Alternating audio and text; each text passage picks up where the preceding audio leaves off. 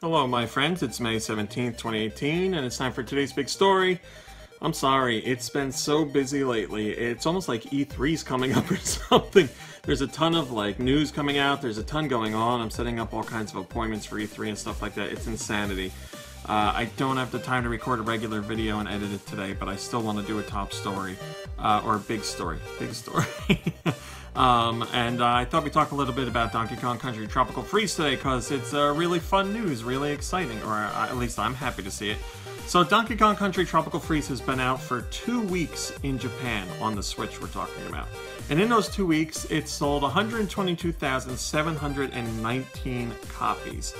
Now, let's compare that to the Wii U version in Japan. The Wii U version's total in Japan, total sold, is 118,774 copies. It took the Wii U version 46 weeks to reach that total.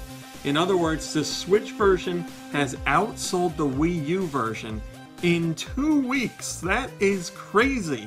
Just goes to show how poorly received the Wii U was overall, and how great the Switch is doing. I mean, that's absolute insanity. And again, we see why Nintendo is putting out a lot of ports from Wii U to Switch, because these games are really selling well. Now, we don't know what the sales are here in the States. We know that it's hanging in the top 10. In the UK, it's been number 2 weeks in a row. And UK is traditionally not that big into Nintendo stuff, so that's great to see.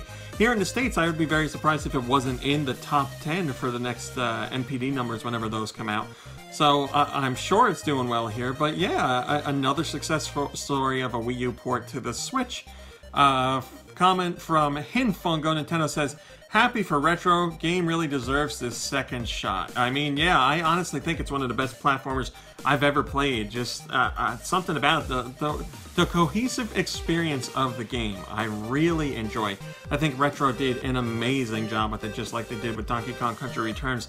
And I know a lot of people ignored Tropical Freeze on Wii U just because they didn't have a Wii U. It was late in the Wii U's life, or later at least in the Wii U's life, and clear the system wasn't going to turn around.